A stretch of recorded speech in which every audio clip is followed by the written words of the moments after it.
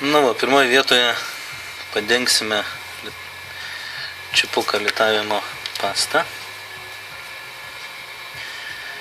Nėra labai svarbu idealiai jo padengti, svarbu, kad jos būtų.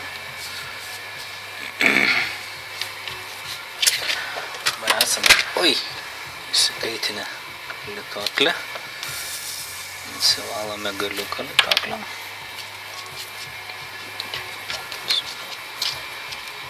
Galiukas būtų švaros.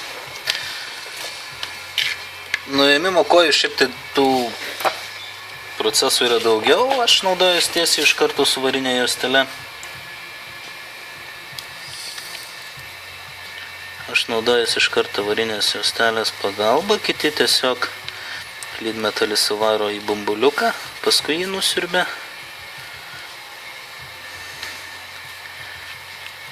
Kaip sakant, kiek keitėjų,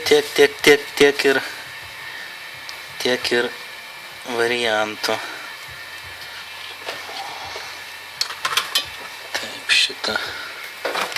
šitą galą nukarpame. Dabartinį pastą nuvalome kažkiek tai seną. Plokštelė turi būti idealiai nuvalyta, dėl to kartuosim tą procesą antrą kartą. Paviršius turi būti idealiai švarus.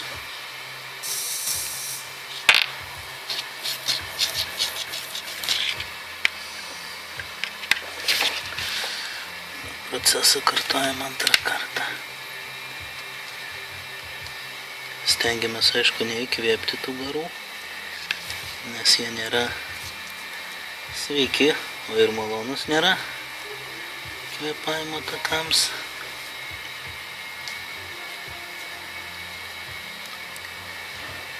Prikibo kažko.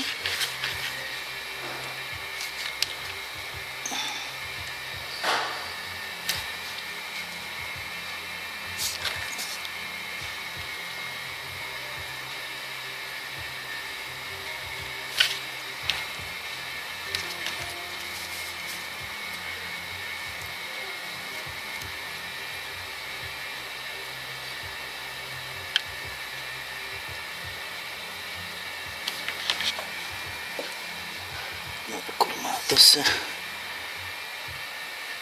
kad yra lydmetalio perteklius.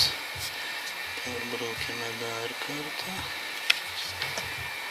kad niekur neliktų buvusio lydmetalio.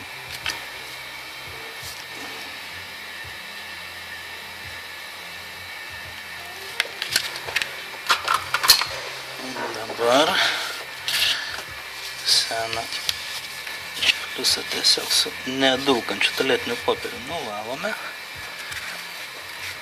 Ir kad paviršius būtų švarus, naudosimės nefrasu.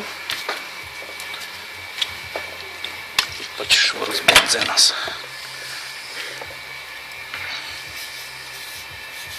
Ir paviršių